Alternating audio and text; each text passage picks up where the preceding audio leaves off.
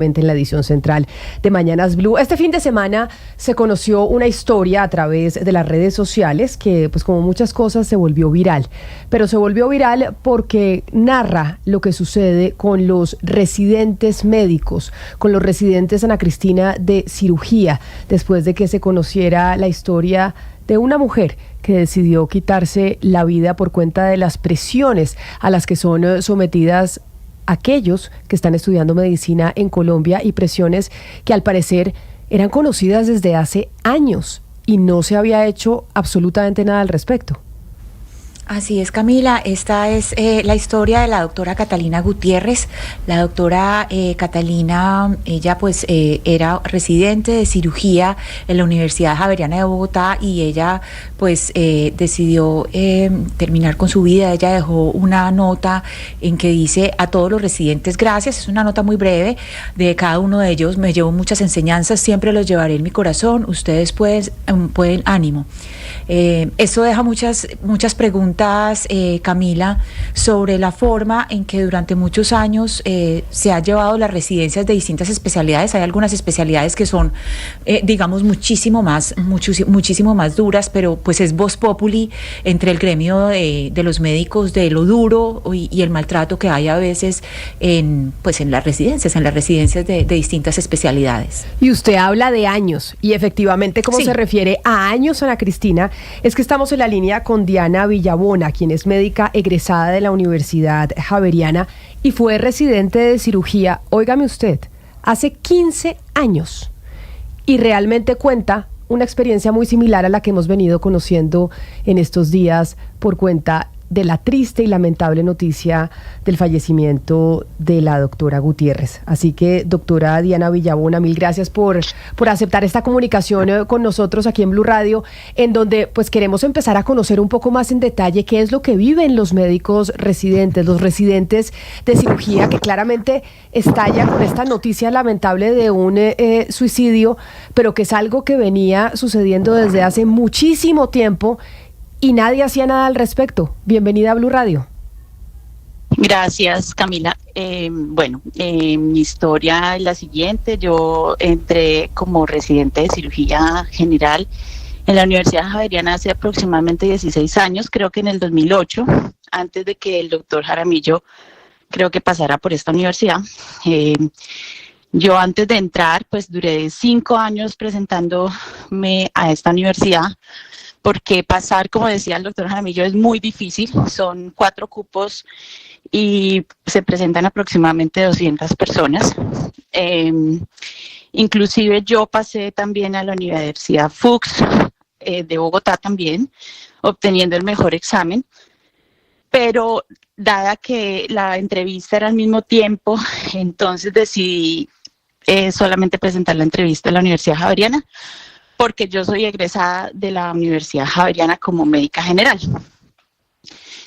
Ese fue el día más feliz de mi vida, pasé, pero como siempre desde el primer día nos generan miedo. En ese momento, hace 16 años, solamente éramos yo como R1 y otra mujer como R3, lo cual a mi compañera R3, después de que yo llegué, la sacaron injustamente, diciendo que ella no cumplía con el perfil del Pero, doctora médico. Villabona, la voy a interrumpir en su relato porque usted dice: nos infundieron miedo desde el primer día, como siempre. ¿Cómo les infunden miedo? ¿Qué es lo que sucede? Que lo que estamos empezando a conocer es que los residentes desde el día 1 en la Javeriana, o los médicos residentes, pues terminan atemorizándonos, y es un suplicio estar en el proceso. Sí, porque nos dicen, bueno, ustedes ya saben a lo que vienen, ustedes, esto no es fácil, tienen que aguantar, es un proceso de aguante, como yo soy de la Javeriana y en el pregrado no era tan duro, pero siempre fue muy exigente. Entonces, pues uno dice, bueno, va a hacer lo mismo.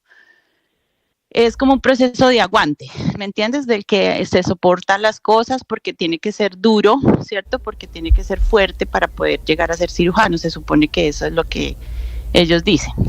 ¿Y quién es el doctor Jaramillo al que usted hace referencia? Porque usted dice, cuando yo estaba prestando o cuando yo estaba hace 16 años como residente, todavía no estaba el doctor Jaramillo y ahí nos perdimos un poco. ¿A qué doctor Jaramillo hace usted referencia? El doctor Jaramillo es el doctor Carlos Jaramillo, que que también hizo un video, el que hizo el video contando toda la historia. Ah, ok, no. En la revista Semana, sí. Yo no lo alcancé a conocer, pero por eso fue que yo decidí hablar y tengo mi corazón destrozado y estoy haciendo esa entrevista porque a mí me pasó lo mismo y eso es lo que quiero contar. Y entonces, ¿a usted qué fue lo que le sucedió? Siga ahora con la narración de su historia. Entonces a mi compañera de R3 la sacaron en ese momento injustamente diciendo que ella no cumplía con el perfil de un cirujano javeriano. Le cerraron las puertas en todas las universidades y ya después quedé yo como la única mujer en ese momento en cirugía. Bueno, constantemente teníamos que levantarnos a las 5 pues estar allí en el hospital a las 5 de la mañana. Si llegábamos 1 o 2 minutos tarde, ya sabían que nos iban a castigar. En esa época hacíamos turnos cada cuarta noche, sin posturno, o sea que al siguiente día de haber no dormido durante una noche, teníamos que seguir trabajando todo el día siguiente. Pero el castigo que era volver a tener turno en la siguiente noche, o sea que durábamos 3 días sin dormir. Te podrás imaginar el estrés y el cansancio, y mentalmente era un cansancio impresionante no dormir durante 3 días. Entonces pues me acostumbré a los castigos porque a veces no alcanzaba a llegar a las 5 de la mañana. A las 7 de la mañana ya teníamos que estar pasando revista, o sea, teníamos que sabernos de memoria todos los pacientes que habían en el piso. Yo usaba unas hojitas para escribir los resúmenes de cada paciente, más o menos eran como 70 pacientes, algo así. Y cargaba mis hojitas y las sacaba a veces que no me acordaba. Y cuando el profesor pasaba y me decía, bueno, Carolina, presénteme a este paciente, yo sacaba mis hojas y cuando no me sabía algún paciente me las rompía y me las tiraba al piso. Y me decía, cuando usted esté otra vez segura, volvemos a pasar la revista, bruta, de todo, o sea, me denigraba, me decía bruta, usted no está preparada, y por ser mujer, en esa época que yo era la única mujer en el momento, muchos de mis compañeros se iban a cirugía y yo me quedaba escribiendo en el piso porque se supone que pues me convertí como en la secretaria de todos, porque yo tenía menos oportunidades para subir a salas de cirugía, por el hecho de ser mujer. También se vive un ambiente de mucha presión porque te hacen chistes machistas todo el tiempo, hasta por tener un fonendo fucsia, me decían, ay, jajaja, váyase para pediatría, usted no pertenece acá, usted no ha pensado en irse, yo creo que no va a terminar. Todo el tiempo haciendo lo que uno se sintiera menos, denigrando contra la integridad del ser humano.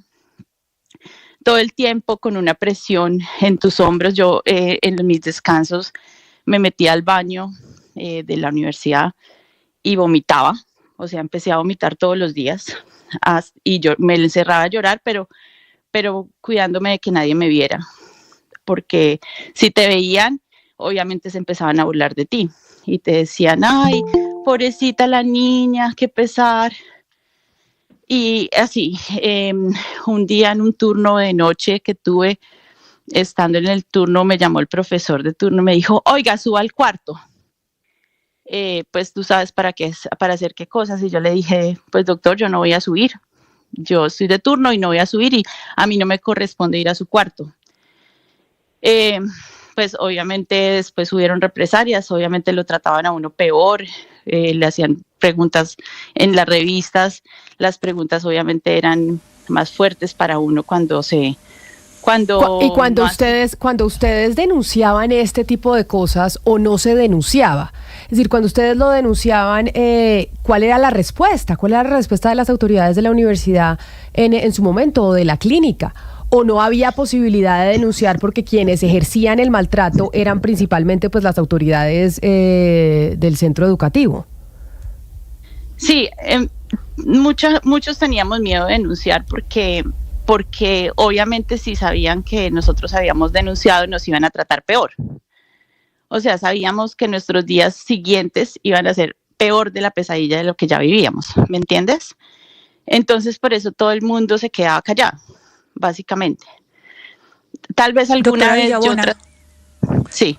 Sí, doctora Villabona, perdón, pero es que hay algo que digamos que también en el canal de la denuncia no solamente juega eso que usted dice que era el miedo a los castigos, usted nos habla de que la castigaban, sino que no hay una claridad si la denuncia se hace en el hospital o ante la universidad, porque una residencia implica el manejo de la universidad, pero también el manejo del hospital. Entonces hablemos como de esa línea gris que hay ahí de la denuncia por una parte, y por otra parte, ¿cuáles eran esos castigos? Sí, los castigos eran quedarse otro turno más, ¿cierto? Entonces tú ya durabas 3 noches sin dormir. O sea, tenías que hacer tu turno sin posturno más otra noche más sin dormir. O sea, esa semana no dormías prácticamente, durabas 3 días sin dormir. Otro castigo era que te ponían, aparte de que no dormías, te ponían a hacer el caso más difícil, que lo tenías que presentar delante de todos los profesores, y te cogían tú sola a hacerte miles y miles de preguntas y a prácticamente burlarse de ti delante de todo el auditorio, pues tratándote mal y haciéndote comentarios ridiculizantes. Recuerdo que alguna vez con mis compañeros que había un profesor que nos maltrataba bastante y nos reunimos una vez a contarle a alguno de los superiores, no me acuerdo exactamente a quién, pero sé que era un padre de la Javeriana, y le contamos acerca de ese profesor y nos dijo que iba a tomar pues medidas en el asunto, pero esa fue la única vez que todos decidimos como en esa época unirnos y contar, pero no pasó nada, pues no lo sacaron, no pasó nada. Doctora, me gustaría saber usted que estaba, en qué parte de su carrera estaba en el 2018. Yo era R1, o sea, era la residente más chiquita, la residente que acababa de entrar con otros 3 compañeros. Me interesa saber la fecha porque en ese año, no sé si recuerda que se aprobó en el Congreso de la República la ley de residentes, pues a raíz de todas las cosas que usted han pasado, y me gustaría que nos cuente si las cosas cambiaron bastante o no han cambiado nada desde ese momento, y le voy a leer 3 cosas que contenían la ley, también para que los oyentes pues se pongan en contexto. Esa ley de residentes que se aprobó cuando Iván Duque llegó a la presidencia. La primera era una remuneración mensual mínima de 3 salarios mínimos. Hoy estaría más o menos en 4 millones de pesos la remuneración. Una orden para que no haya, pues nunca haya turnos de más de 12 horas y en ningún caso de más de 66 horas semanales, y también la obligación a que ustedes los afiliaran al sistema de salud y riesgos laborales. Desde ese 2018, ¿las cosas cambiaron o siguieron igual? No es 2018, yo estuve en el 2008. 2008. Y de sí, lo que usted ha sabido... En esa época no habían posturnos, ya todos los residentes en este momento creo tienen posturno, pero en esta época que te estoy contando, que es en el 2008, no habían posturnos. Entonces hacíamos el turno, seguíamos al otro día, todo el día en el hospital, y cuando nos castigaban teníamos que seguir esa noche también otra vez de turno, ¿me entiendes? Sí, entendemos perfectamente. Usted ha dicho que uno de los tratos a las médicas mujeres, como fue su caso hace 15 años, pues era supremamente maltratador. ¿Había también una diferencia entre cómo se trataba a los hombres y cómo se trataba a las mujeres? No, prácticamente era como estar en el ejército. Nunca nos decían por el nombre, solo era por el apellido. Por ejemplo... Villabona. No, claro, eso lo entiendo. Pero no importaba si será hombre o será mujer, el maltrato era el mismo.